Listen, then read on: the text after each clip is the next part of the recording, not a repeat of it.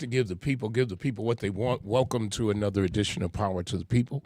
Our audience in Buffalo, our radio audience in Buffalo, our radio audience in Atlanta, Georgia, and of course, those of you who are watching us on social media. Hope you're having a terrific day and week as we're seeing the climate all over the United States, if not the world, changing. And we are seeing, in Georgia, cold like they haven't seen, Florida cold like they haven't seen. This mic is not going to work with me today. And so where Buffalo, everybody, in the South talked about, Buffalo, the place of snow. We ain't the king of snow right now. There's other places, who can't handle it. I was going to say, through it. Go ahead and welcome yourselves Yeah, to what we've endured for years and the moniker that's been put on there. And again, what most people still don't know is, like, most of it is in the South towns. It's beneath Buffalo. We get a little bit, but not as much as some of the other parts of Western New York. But that was just like when, we were supposed to get all this ice in the Atlanta area, and some areas did get it, especially north areas. But I was in Atlanta, and the city was shut down, so it was the first time I could go to a restaurant and not have to wait in line because I'm not new to this. I'm true to this. Right. I can make it through.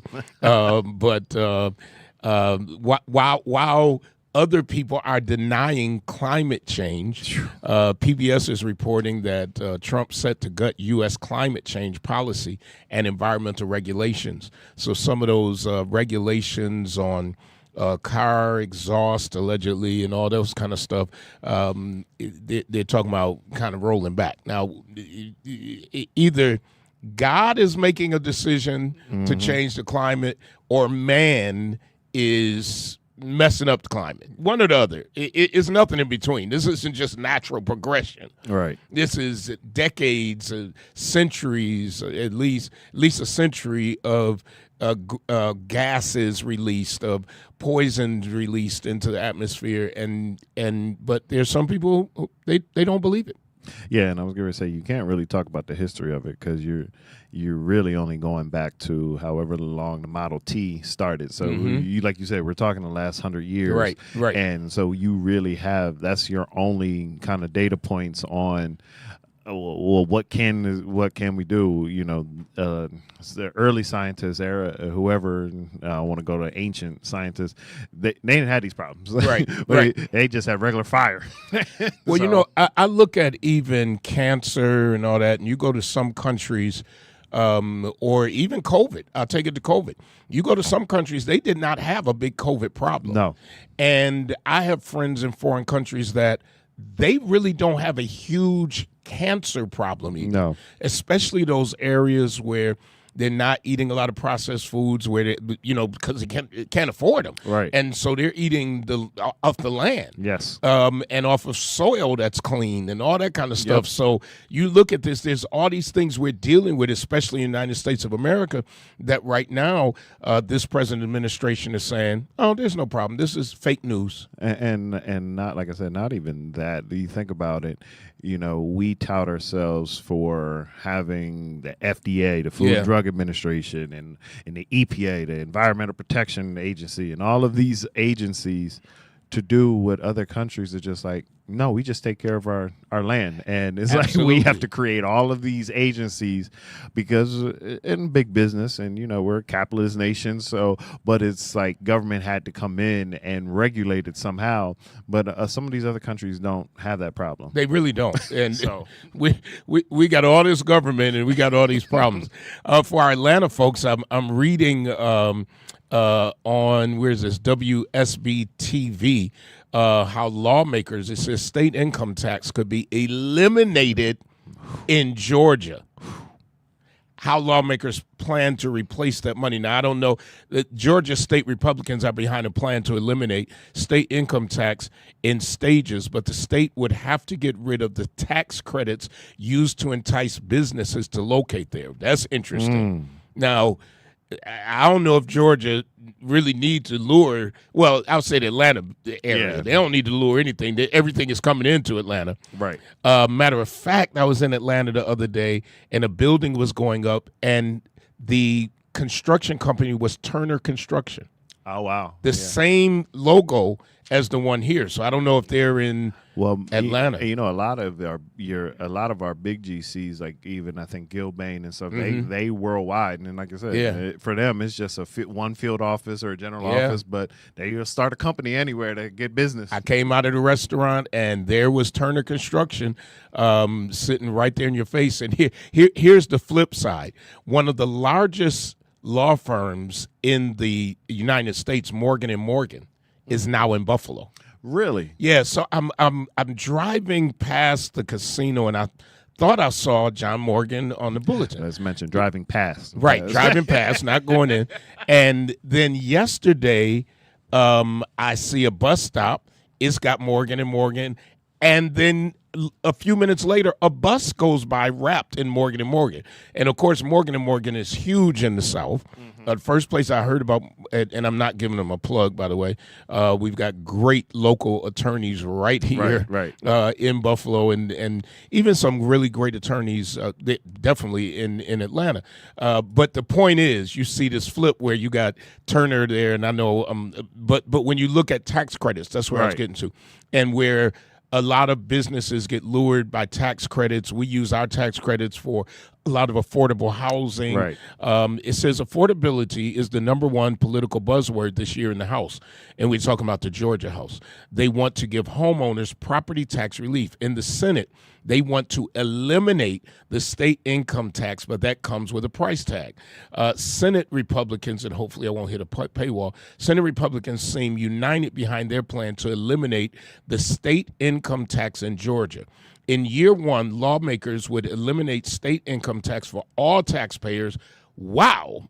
Making under, there's a limit. All taxpayers making under $100,000 with a $5,200 tax break for those making more than that. That plan calls for no one to pay state income tax eventually. Now, folks, will this happen? I don't know. There are states, I'm sure, that have no state income tax. Florida.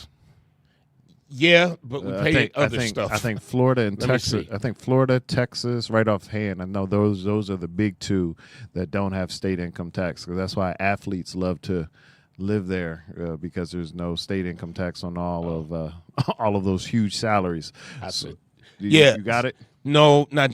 I put it in wrong. I said what state does not pay state income take. So it's really thinking what state. But that would be interesting.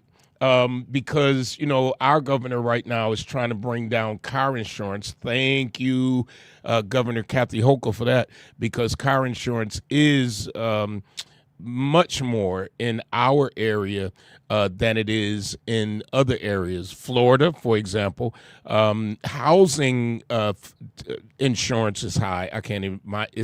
I didn't confuse the AI. It's in a loop. It's so confused right now. Housing insurance is high because of all of the natural disasters in Florida, but car insurance is much lower. Did you bring it up? No, I was looking up another number because I was trying to see, again, if this is a proposal in Atlanta, like to the New York side, like because I didn't know if it was in that article. So that's why I started trying to jump ahead.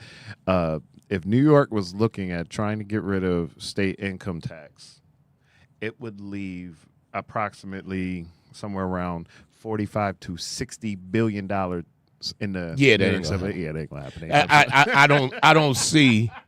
I don't see that happening in New York. And again, have I surprised the internet? Or maybe I better go to another chat.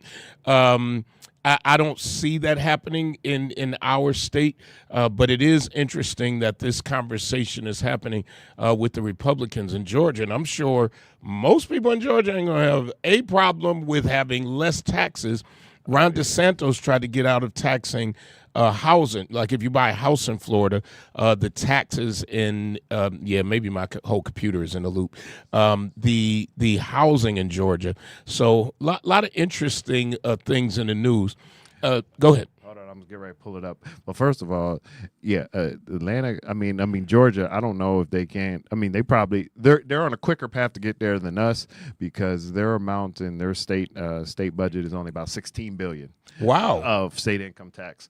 But there's 9 states currently that do not tax wages, and that's Alaska, Florida, Nevada, South Dakota, Tennessee, Texas, Washington, Wyoming, and New Hampshire. Wow. It'd be interesting to see how they make the money then to run state government and to, do they have state programs?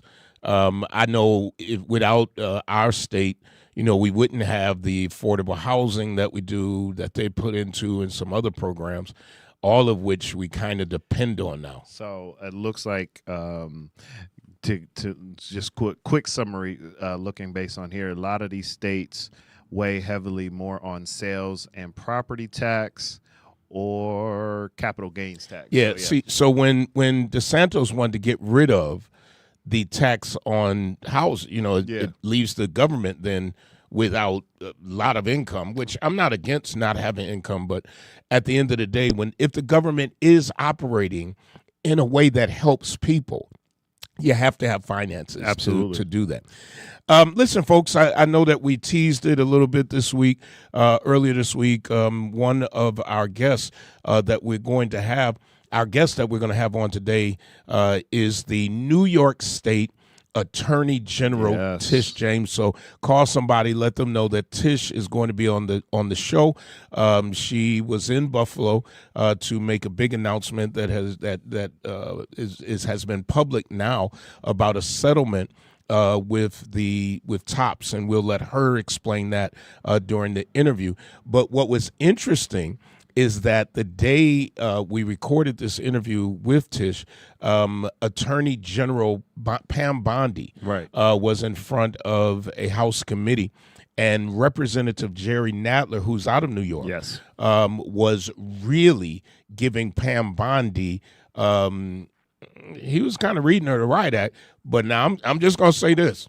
Now, she went back. She went back at everybody. It is what it is. Yeah, no, she was a fiery individual to be the Attorney General. Yeah, again, which is supposed to be independent, which we learned. Which is supposed to be independent. No, I don't think anybody wants the Department of Justice, and we know that you can go back to FBI directors and everything else. It's all political appointments. Yes. Even the Attorney General. So, but the only thing that confused me about that hearing is her basically campaigning on issues that had nothing to do with her office. So, and then I think it was her response to Nadler. Mm-hmm. She went into, no one wants to talk about the Dow Jones numbers. No one wants to talk about stock prices. Had nothing to do with it. Nothing to do with anything.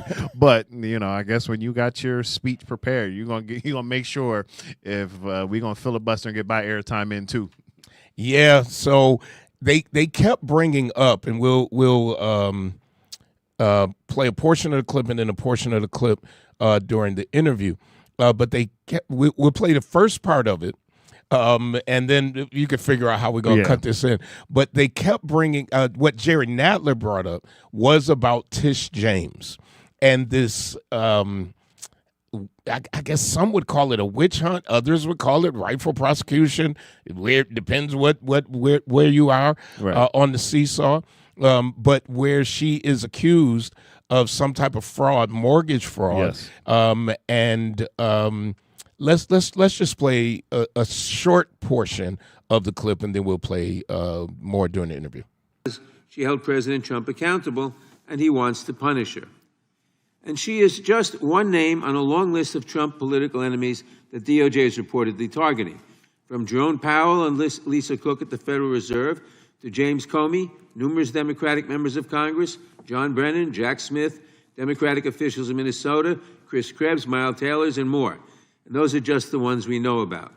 In contrast to these politically motivated investigations, grasping at something they can charge their enemies with, we now have concrete evidence of disgusting criminality revealed in the Epstein files. So I really have just one question for you. How many of Epstein's co-conspirators have you indicted? How many perpetrators are you even investigating?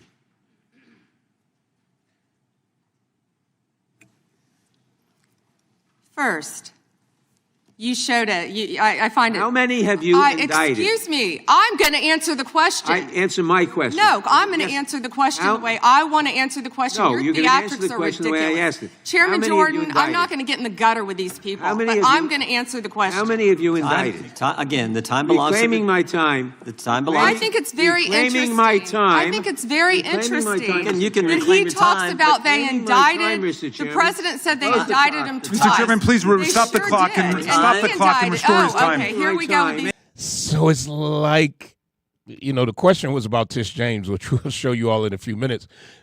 But I didn't get a clear. It was just a battle. Yeah, I think everyone was just staking their claim, and we drawing our line in the sand. Which, again, I think, and people on both sides of the aisle on the oversight committee, because that's what it was. It was the House's oversight committee, and can't wait when we did this. We don't know, our fiery representative in Texas, Jasmine Crockett. Crockett.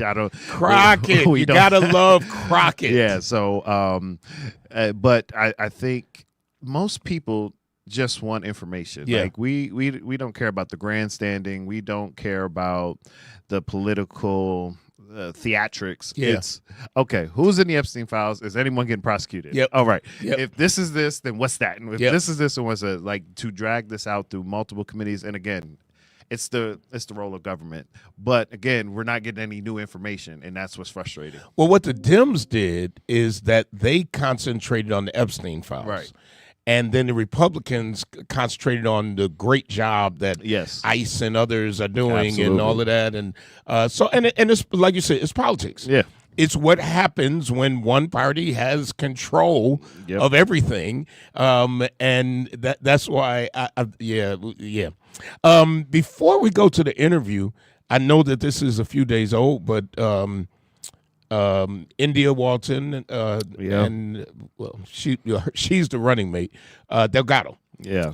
has Lieutenant Governor. has now said they suspended, not suspend, they ended. Yeah. So a lot of times they'll suspend it, which means 9 times out of 10 not coming back. But we may be back. Right. This was not a suspension. This was an ending. Yeah. And he says he could not see his way forward. What's your, before we go to the interview with Tish, what's your thoughts? So I think the biggest issue, and mentioned it a little bit last week, was I think when the mayor of New York City, Mondani, came out and endorsed current Governor Kathy Hochul, the incumbent. I think that lost some steam, and then right after that, they went to the state Democratic convention, and the incumbent won with over 80% of the delegates. So it's kind of a big hill to climb. So I think, when you get that kind of groundswell, you lose a lot of donors. You lose because, again, and you use the right term, no one gives when they don't see a path forward. That's right. So, and we could talk about public financing of campaigns. We can talk about all this. It's still it is still up to the donors and the money to determine who is the front runner at the end of the day. Still, Yeah, and I think that I think it was Brooklyn who at first didn't endorse her. yes, And now they are, I'm being told. Now, allegedly. I couldn't find I think anything. I've heard they endorsed the governor, then they pulled it back, and then now they're back with the governor. So I've heard some flip flopping down there. Yeah, I mean, what you gonna do? She want 80%, and you gonna have to deal with her unless something happens that that a Republican wins, and that very rarely happens in New York State. I'm not saying it won't, because it has, but the front runner on the Republican ticket, she dropped out, Right. and so now you have I believe she's African American woman. A sitting governor, Right. 2 women Yes. on the ticket, women coming out, Yeah, they definitely are. women coming out to vote. And her running mate, and I forget her name. Every time I go to talk about it, I forget her name, but she was the former city council president in New York City. Oh wow, So if you can become city council president down there over all because of it's those different than Buffalo, because in Buffalo the city you're chosen by your colleagues, other council members. There, you're chosen by the people. Right, and you're over. I think, what is it, like 90 council members or something? It's almost a mini Congress out in New York City. So it's huge. Yeah, they got that. It's huge. So, he did pick somebody.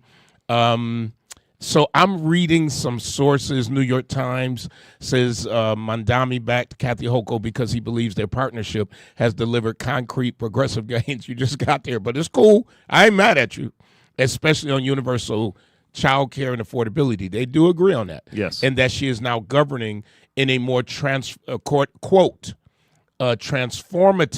in the quote, direction, even though they still differ on issues like taxing the wealthy. Now, he says that she earned his endorsement. So you think that they were planning on, if he endorses Delgado, Walton, that they have a path forward? Yeah, because and even when India was on the show, she mentioned, like, they went down there. He had 90,000 volunteers in the city on his campaign. So I think they thought all of that was going to be behind him. And then he goes this way. And then you just kind of left out here in the Sahara, like, oh. Yeah. So. Yeah. So that's happening. Listen, we're going to break for commercial. And then when we come back, we will be talking to none other than the top, I guess you would call her the top prosecutor of the state of New York. The people's lawyer. The people's lawyer, Tish James. We'll be right back. When it comes to something as personal as your clothes, you need to deal with somebody you can trust. That's why so many people turn to Hobson's Dry Cleaning, conveniently located in the heart of the community at 874 East Delavan at the corner of Wyoming. When you take your clothes to Hobson's, you can trust that they'll be ready on time. You can trust that your whites will be white. You can trust that you'll always get a fair price and service with a smile. You can even trust that you won't have to get out of your car if you don't want to. Hobson's has a drive-through window for your convenience. Trust is what it's all about at Hobson's Dry Cleaning. Hobson's Dry Cleaning, your one-stop dry cleaners serving the community for over 30 years at 874 East Delavan at the corner of Wyoming. Call 891-8298. That's 891-8298.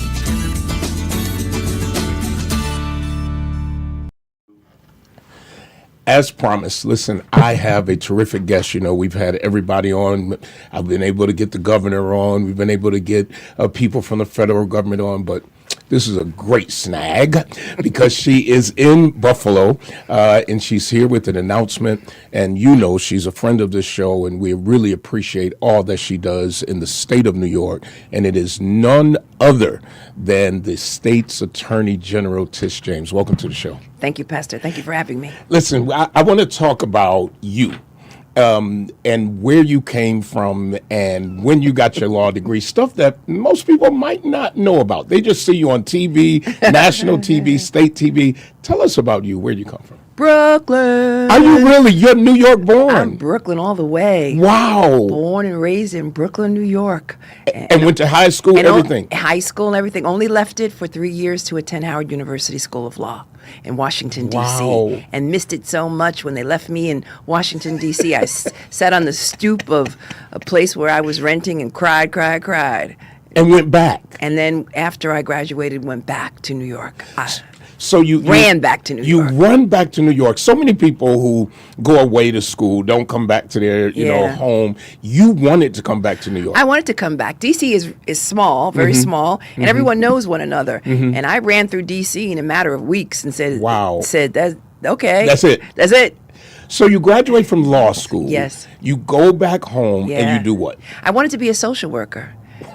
So I went after you got out of law school? Yeah, so I went to Hunter to get my master's in social degree, master's in social work. And then, individuals were saying, Tish, well, you're not going to make a lot of money. You need to pay rent. You need to live. Perhaps you can marry the two. And so I wanted to be a prosecutor at that time and applied for a position with Robert Morgenthau, who everyone knows, and was rejected. Why? Because I went on a police ride. And I didn't notify the office. When you were working with them? I was an intern in the office. Okay. and you were supposed to notify the office. And someone offered me a police ride so I could better understand, police practices. But I did not get the approval of the front office. And so as a result of that, they said I exercised poor judgment. Wow. Yes. And so as a result of their rejection of me, public defenders came running and said, we want you. We want your voice. We want someone like you to represent our clients. So that was the best rejection that could have happened to you. Because they teach you to defend cases and to stand up on your own and to defend cases with, some training. But you got to think outside the box, and you got to be sharp and smart, and you got to recognize that you represent all individuals, and some individuals, have committed crimes, but you've got to defend the Constitution and the rule of law, and that's what they taught me. And it's so relevant today. You were there for how many years doing that? 5 years. Okay, and then what happens? And then I saw on the front page of the Daily News this image of this very tall black man. His name was Al Van, and he was organizing Central Brooklyn, Bed-Stuy. And he was focusing on building, organizing and building young people to serve in politics. And he was focusing on community empowerment. And I had never heard that term. And so that's something that I was very much interested in. And so I stalked Al Van. I heard he had an opening in his office, and I stalked him. And I would go to his office. I would attend events. I would try to get in front of him. I would introduce myself to him several times. And he just said, come on in for an interview. He interviewed me, and then he didn't return my call. I stalked him again. And then he could have got a restraining order. He could have got a restraining order. And then he said, okay, you can work here. Let's see. Wow. And then I became his counsel, his chief of staff. You went from stalking this man to becoming the chief of staff of the office. Yes. Wow. Chief of staff for him, chief of staff for the Black and Puerto Rican Caucus, chief of staff, worked with the speaker, worked with the Brooklyn delegation, the New York City delegation, then ultimately the state delegation, and wow. And so here I am. I'm sitting at the Democratic convention, our national convention, sitting next to Crystal Peoples-Stokes, the majority leader. And in walks this woman that I'd never seen in my life. And Crystal leans over to me and says, you know who that is? And I said, I have no idea. I don't know New York politics, right? So she says, it's Tish James. And I think at that time you were something over New York State. Yeah. And you end up actually sitting next to me briefly. I'm like, 8 rows, 10 rows from the front. You're sitting next to me. You're talking to Crystal for a moment. And, of course, they come and snatch you up right away. And you're, like, right in front before Michelle Obama comes on. And I'll never forget that moment. And Crystal said at that point, watch her. She's going higher. She's going higher. And the people were all around you. What before we get to nitty gritty stuff, why do you think people are so drawn to you? I don't know. I just think there's this hunger. There's this hunger for authentic voices and for voices that come from the community. I come from humble means. I come from a mom who raised us on public assistance. I come from a family where we had to scratch and claw our way through things. I come from a family that was once evicted. I come from a family that knows all about mental illness and drug abuse. I come from a family of individuals who recognize the struggles of others. And as a result of that, I wanted to be a voice for those who unfortunately are locked out of the powers, the halls of power. And so it was really important that I get involved in politics, that I make sure that my voice is heard, and the voices of those who oftentimes are ignored. So, and I got to get to these other subjects, but I think it's so important for people to know you. I never heard the stories about being evicted and those type of things. How did you climb above that? Well, again, I worked for the public defender, legal aid, and I became a femme fatale, if you will. I represented a countless number of individuals, particularly in the borough of Brooklyn, young individuals who oftentimes find themselves in the criminal justice system, and was very good at that. In fact, got a lot of not guilty verdicts. Yeah. And so people... But how did little girl, Tish, who has been evicted, who gets food stamps, I guess, or how did little girl Tish just one day say, I'm going to be somebody? Well, I didn't say I don't want to be somebody. I'm from a family of 8. Okay. And I had to fight to have my voice heard with Wow. 4 tall brothers. Okay. And so in a family of 8, where you had to care for others, and a family of 8 where you had to make sure your voice was heard, and a family of 8 where you had to help your mom and your dad, a family of 8 where you had to help your siblings. It was all about standing up to bullies. It was all about speaking your mind. Wow. It was all about making sure that others see you and others recognize the challenges that families like mine face each and every day. That's deep. So recently on Wednesday, you were the topic of conversation with Representative Jerry Nadler in a hearing with Attorney General Bondi. And he continued, and we're going to play a clip, he continued to talk about you and the cases that are before the federal government. We're going to cut away, and we're going to show you this clip. Perceived enemies. I want to focus on just one example. The Attorney General of my home state of New York, Tish James. This DOJ has been hell-bent on securing an indictment against Ms. James for something, anything, simply because she held Donald Trump's companies accountable for years of financial fraud. And indeed, the department manufactured an investigation against her for alleged, quote, mortgage fraud. But the U.S. attorney leading the investigation, Eric Siebert, a Trump appointee, refused to bring charges against Ms. James because there was simply no evidence. Unfortunately, a prosecutor who refuses to do Trump's bidding has no place in this DOJ, so Mr. Siebert was forced out. Trump could not contain his fury that he expressed to you in a social media post addressed to you by name. I'm sure you've seen it. Quote, I fired him and there is a great case, he wrote to you about Mr. Siebert. Then we moved down. We can't delay any longer. It's killing our reputation and credibility. They impeached me twice and indicted me 5 times over nothing. Justice must be served now. And obvious. So he was defending you, and I said earlier, maybe not so much defending you as challenging the system. Bring us up to date. We know that we have seen you nationally, internationally. I've been across the country and news came up, and your face was on it, and the government was basically trying to prosecute you? Yeah. Okay, tell us. So they're charged. So first of all, let me go back. Before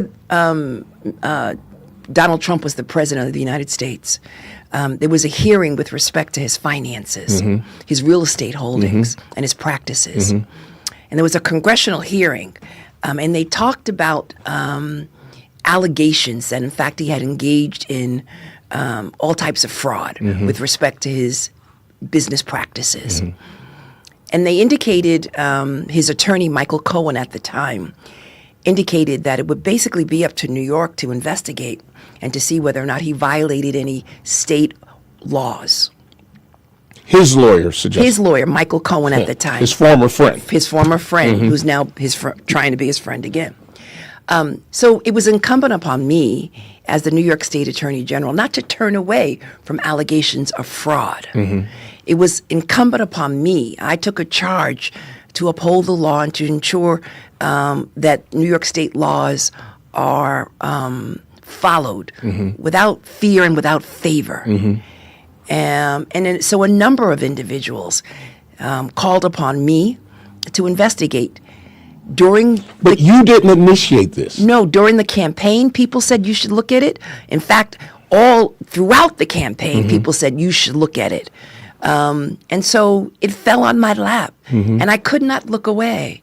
And so I asked the attorneys to investigate this matter, and they did. In fact, it was a 2 to 3 year investigation, and we uncovered this pattern and practice of real estate fraud. Okay. where he devalued his properties, where he attempted to devalue his property for the purposes of getting lower insurance rates, lower tax rates, and mortgage rates, to the point where it accounted for millions and millions of lost resources to the state of New York. Okay. Now, they will argue no one was injured, that he paid all these mortgages and insurance companies back. No one was hurt. That's not the point. The point is that he violated laws and that he should be held accountable. And so we brought a civil action. And after a trial, the judge came back. The judge issued a judgment against Donald Trump, his family members, and his company and others to the tune of millions of dollars. And he obviously was very upset at me, the office, etc. And so as a result of that litigation, and most recently the appellate division basically decided that in fact the amount of the restitution was illegal, unconstitutional, and so they voided that portion of that decision. But the judgment, which concluded that he engaged in fraud, stands. Wow. And that is being appealed by the Trump Organization, by the president, and by others. So that case is on appeal.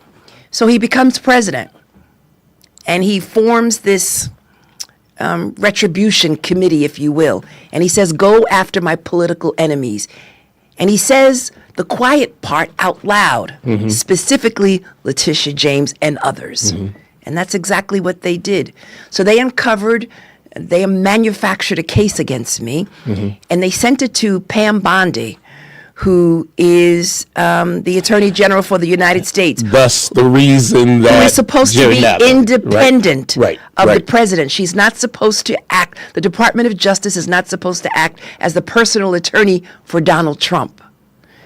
And so they brought charges against me. And they indicted me in Norfolk, Virginia, where I own property.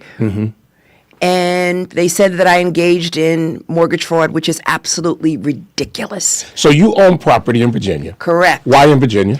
Because that's where family members are. So that's family. That's family. Homestead. That's family. Okay. And we have enough family members live there, and I wanted to make sure that family members were taken care of because that's what my father taught me to do. But I've seen other people do the same thing of taking care of their families. I always wonder why it's different when it's a person of color.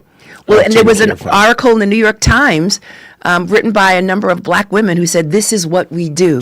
Absolutely. Particularly black women in positions of power and black women who have been blessed. This is what we do. So you buy this house? Yeah. You get a mortgage on it? Yes. What's the big deal? I don't know.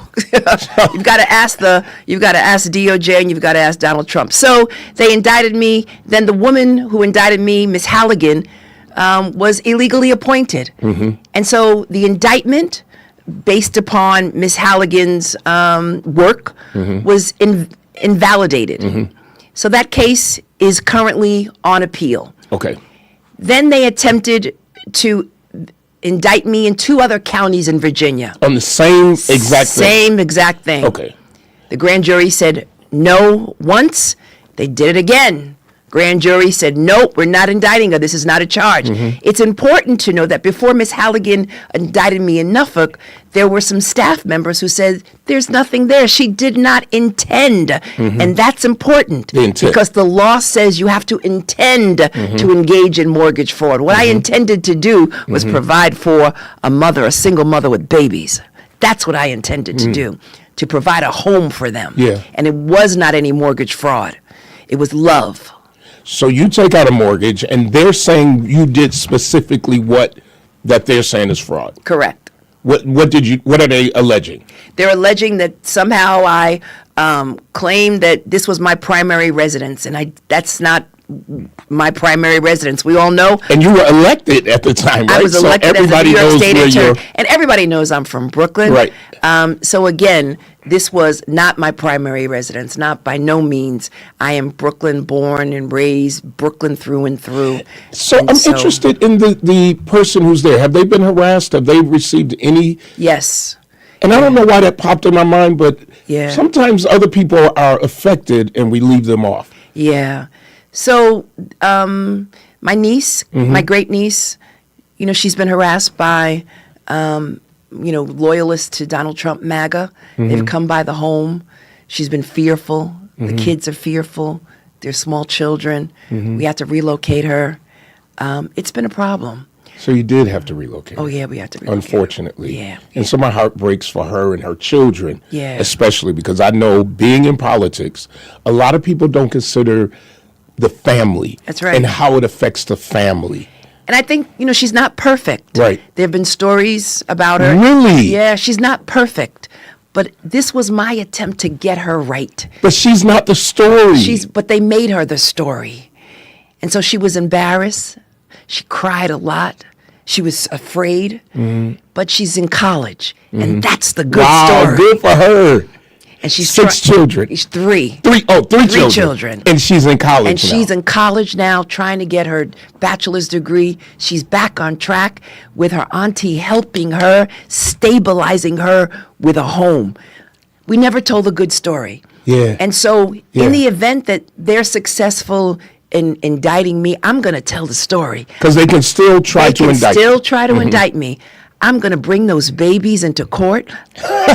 Let them talk. Only Tish James. Talk about their auntie. Yeah. How their auntie's Yeah. been there for them. Yeah. Tell them how good they're doing in school, that they're trying to Yeah. do. Tell them they're going to talk to everybody in the world about making auntie make sure she instills in them the importance of education. And they're going to talk about how they have a home, they got a bedroom, they got a trampoline in the backyard that auntie provided. And the list goes on and on and on. You come after me, you come after your family. I want to tell the good news because that's what my faith teaches me, all about telling the good news. You are one tough cookie, I see, right? I'm not a tough cookie. I just know. I love it. know from your initial question. Yeah. Standing up to bullies. Yeah. Just standing up to bullies and telling a good story and not being afraid and standing on your faith and not being fearful but being fearless because God has given me, all that I have and Wow. all that I'll ever be. So I know our time is limited, so I want to get to the reason you were in Buffalo this week, and it's a big announcement. And we were shoulder to shoulder doing tops. We spent a lot of times together. I can remember one Sunday you coming right here, and we went right up. You weren't even scheduled. I think people need to know this. There were a lot of not protests on Jefferson, but a lot of rallies, and it was in between 2 of our services, and I told you I was running over the tops, and you said, I want to go. You didn't have an advance team. Nobody knew you were showing up. You were not invited. You went. Yeah. And you went just as Tish James. And I remember that day. And I've always had respect for you, but there was even a higher level of respect because it wasn't like you had to ask somebody. You made that decision to show up again after you've been on Jefferson multiple times to go that Sunday morning. We lost 10 souls. Yeah.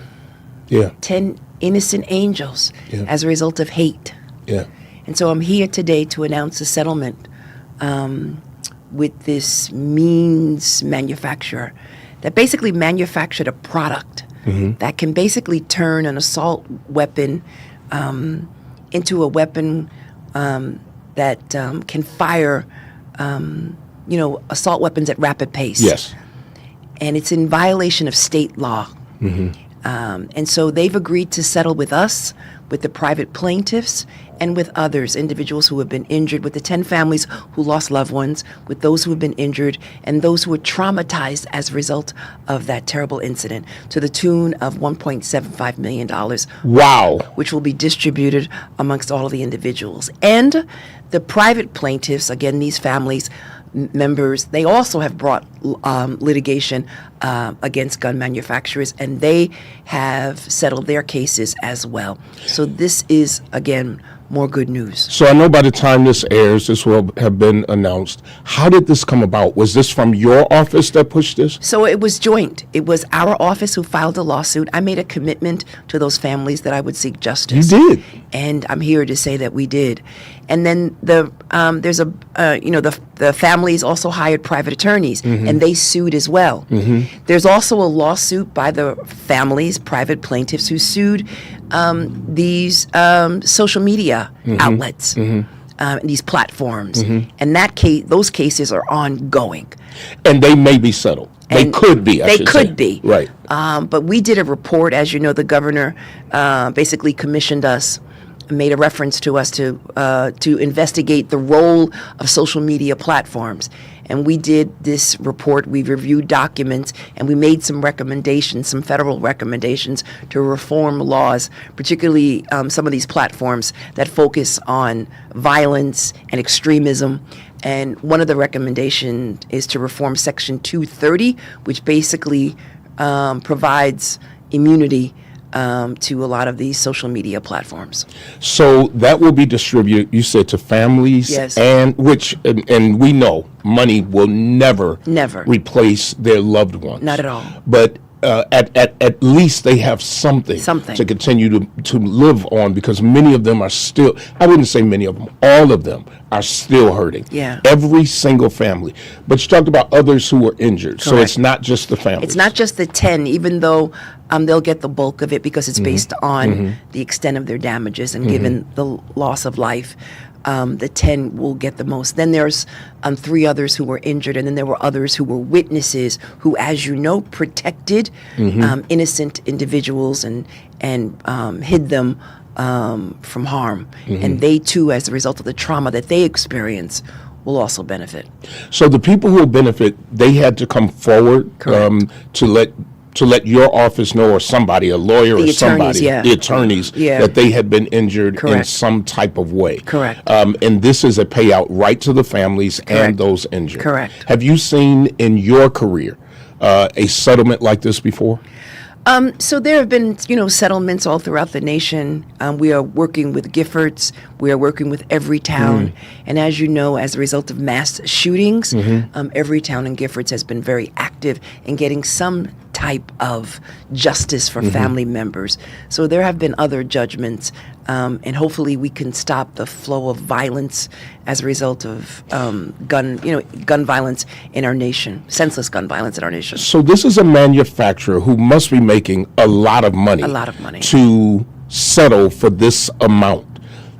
Are they allowed to continue to manufacture this piece of equipment? In addition to the financial settlement, there is injunctive relief. They are banned from selling this product in the state of New York.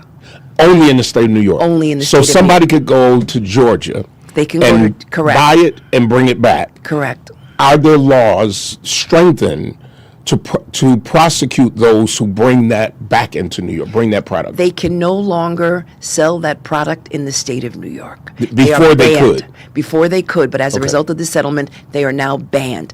And packaging, there will be language on the package which indicates that they can no longer sell it in the state of New York, and that's really critically important. And we will continue to monitor to make sure that it's no longer sold in the state of New York. And if that product is sold anywhere, there will be notice to individuals that it is banned in the state of New York. Now, we are asking the federal government to step up and to ban it all throughout the other states in our nation. And that was as a result of the report that we did, again, based upon our investigation of social media and our investigation, obviously, into gun manufacturers and the role that they played during this With the heinous current crime. climate in D.C., do you think that this administration, that you'll be successful? No, I don't think, but I'm holding out hope. I'm always hopeful. As I say, I'm drunk on hope each and every day, and I don't even drink. So I'm hopeful that one day we will get some responsible gun laws in this nation to protect innocent individuals. to protect our nation against the onslaught of gun violence, and because we've seen gun violence in urban centers for a very, very long time, and now we are seeing gun violence, in schools, in clubs, at supermarkets, et cetera. And we need to pass responsible gun laws in our nation. It's really critically important. So I'm down to the last few minutes of this interview, so I'm going to ask you two questions. Number one, what was the happiest day that you can remember of your life? And then number two, when you leave this earth and they write something on your tombstone, what do you want it to say? So the happiest day of my life, I guess, when I got a bike for Christmas. Wow. Why was that the happiest day? Because I wanted a bicycle. In New York? In New York. Uh-huh. And it was unfortunately, they stole my bike in New York. And it was like one of the saddest days of my life. So I like bike riding. And I asked my parents, my dad in particular, for a bicycle, and he got me a bike for Christmas. You've been elected to be the state's attorney general. Yeah. You graduated from law school. You graduated with your master's. You were able to buy a home for your family, and the happiest day was a bicycle. It's, a lot of people, it's important that I stay grounded. And what makes me grounded sometimes are children who ask the most innocent questions, and to see their happiness. I love children. I love children, two ends of the spectrum. I love senior citizens and children because they speak the truth. Yes, yes. They speak the truth. All these politicians and people who want things from you, it's children and senior citizens. And then lastly, as you know, the most important part of death, most recently we funeralized my second minister, Reverend Clinton Miller. And I just, talked about Reverend Clinton Miller, who I adored. And what's most important is the day of your birth and the day of your death. And what's most important is that dash in between. And so, I've just been blessed to use the powers of this office, the powers of the days when I was a member of the city council, when I was a public advocate of the city of New York, the days when I worked in the state legislature to make a difference in the lives of others. What would that sentence say? And that sentence says, she tried to make a difference. She stood up to powerful interest, and she stood up on behalf of the voices who were unheard, the voices of the street. Wow. It's such a pleasure to have you. It's an honor. And I know you're running off to go do some other great things, and we'll continue to watch you on all of the major networks and in our cities and in our states. And we're blessed in New York State to have you. Thank you, and I appreciate that, Pastor. But most importantly, I want to thank you and everyone else for your blessings. But please pray for me. We are. We're not only praying for you, we're standing up for you. God bless you. God bless you. We'll be right back. Brian K. Lewis Funeral Home has 3 locations to serve you in Buffalo: 347 Peckham, 2258 Bailey Avenue, and Providence Memorial Chapel at 1275 Sycamore. Brian K. Lewis Funeral Homes offers traditional services, and they have services for all faiths. And at Brian K. Lewis Funeral Homes, they have air-conditioned parlors and chapels. Financing is available, as is limousine service. At those difficult moments in your life, Brian K. Lewis Funeral Homes is available where you are with counseling services. Call toll-free 877-885-7734. That's 877-885-7734. Or locally 845-5545. Brian K. Lewis Funeral Homes. We are here to serve you, here to serve this present age. Call today, toll-free 877-885-7734. Or email info@brianklewisfuneralhome.com. Wow. Yeah. That was, she laid it all out there. First of all, I'm glad. I can't use the word congratulations because I know how it feels, when I went through my little situation and people are like, oh, congratulations on it. It's not a congratulations. But I'm grateful to have an attorney general who did go after a manufacturer. Right. Of these parts that basically allows a person to shoot at rapid fire. And the only time you need that type of weapon is in the military. Right. So now it will be illegal Yes. to have it here and sold. And sold. And if you bring it in from somewhere else and you get caught, you're going to jail. Right. So let's just put it where it is. But for those families who rightfully deserve that settlement and any other settlement that comes in, and what I really appreciated is that there were some people who did not lose family members but are traumatized by what they had to do to help. And I think, like you said, I think it's huge when she talks about those who witness, those who protected in the store, because sometimes they do get kind of left out. And, and you know, like I said, there's two individuals that were not there for the incident, but were in the aftermath. Yes. For 2 straight weeks. Like, even when we went to City Hall for council, we were right back on Jefferson. That's right. When we had funerals, we did the funeral, right back on Jefferson. That's right. When we did the show, we were right back on Jefferson. When we got out of church, we were right back on Jefferson for 2 straight weeks. You know, I think anything that comes out as good news, you know, like I said, it's again bittersweet news. For the TOPS individuals and victims and survivors. I think we should just keep them lifted in prayer, but also like thank you to the Tish James and for still fighting. But you know, one part that is just hard for me to swallow. She was right to go after them, and all of the attorneys, the individual attorneys who went after them. But this idiot is going to pay nothing because he has nothing to pay. Nothing. And he may lose he will lose his freedom for the rest of his life. Absolutely. But it just is this part of me that goes, okay, big manufacturers, you should be held accountable. Right. Now, what I think is going to happen is other states are going to start suing. Thank goodness we were first out of the box, because sooner or later companies go under, could close down, and there's nothing. And these the apparatus is still out there, right?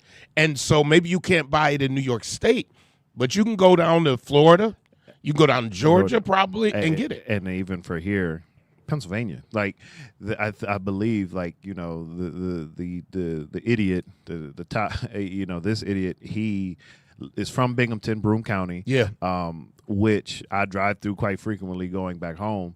It's literally 10 minutes from the Pennsylvania border. And a lot of his equipment that he used was bought in Pennsylvania, some by his father and then some, I think, by him. But that's a 10-minute drive across the border. So I think it's, and as she talked about, they're going to be monitoring it. And I think that's just another thing to slap on, a crime to slap on once someone gets caught. But you have to start somewhere. You have to start somewhere. I totally agree.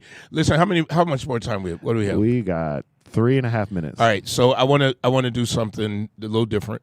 They have just come out with a report, although it's being reported on Fox News, about five ultra processed foods that are more dangerous than we ever thought. Ooh. I want to know if you eat any of these. Okay. Number 1, ketchup. Yes. Many commercials, ketchup contains added sugars. When eaten frequently in large amounts, they contribute to excessive calorie intake. I believe it. Number 2, flavored yogurt. No. So I'm a yes on ketchup, and I'm a yes on flavored yogurt. Not all yogurts are created equal. Some of the healthiest ones are in the dairy section, may be packed with artificial ingredients. Added sugars, sweeteners, blah, blah, blah. Now, I will say the only time I do eat flavored yogurt sometimes is when I'm in a hotel and you that continental breakfast and it's all you got is bagel, fruit, and yogurt. So sometimes that's the only thing. Well, I noticed that a lot of people use it in like smoothies and all that. Stuff, They're saying it's not good. Oh, certain ones. Soda crackers. I haven't heard of soda crackers. So that's a no, because I haven't heard that in a minute. So I guess it would still be the same thing as like a Ritz cracker. Allegedly. I don't know, a Nabisco. Soda crackers, as they put it, seems like a harmless snack, but birds warn they're packed with refined flours, added sugars, unhealthy oils. Number 4, candy bars. Oh, yeah, absolutely. So 3 is a yes for me, too. Yeah. Candy bars, yes. I do Reese's, but it doesn't matter. It's probably still the same thing. I'm sure. Perhaps the most obviously unhealthy UPF on the list, candy bars are filled with refined starches, seeds, oils, artificial additives, while offering very few nutrients. Yeah, I don't use them for nutrients. Yeah, that's like going to an all-you-can-eat buffet talking about, I'm watching my figure. Like, what are we talking about? Absolutely. When I get a candy bar, I already know what I'm putting it in. Number 5 and final, ice cream.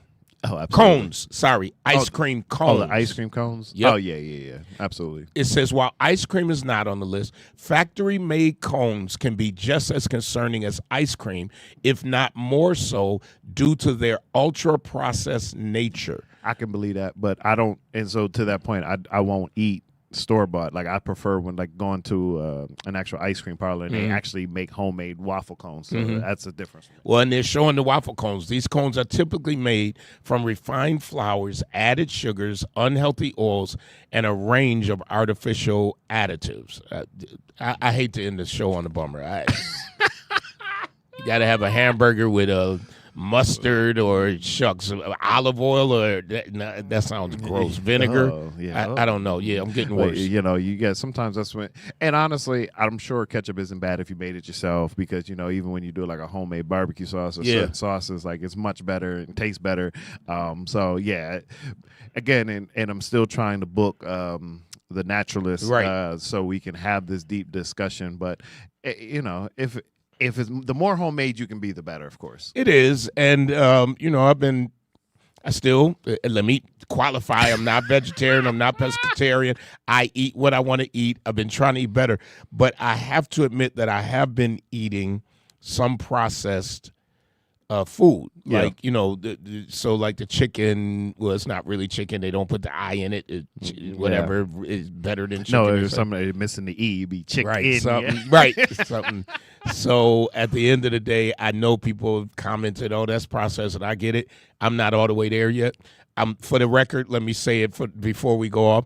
When the summer comes and my grill comes out, I will be, I'm just going to exercise more, but I am not putting plant-based chicken on the grill. And you will not be frying plant-based fish or shrimp when we have our fish fry. That is not going to happen. So just alert, so that everybody's not, I thought he was. I never said I was vegetarian. Keep thinking. Never said I was vegan. Matter of fact, Super Bowl, I had a couple of chicken wings. Hallelujah. But I paid for it. I paid the price. Hey, listen. Every time I get out of the life, I pay the price. Out of the life. It's been a great show. Until next week. Power to the people.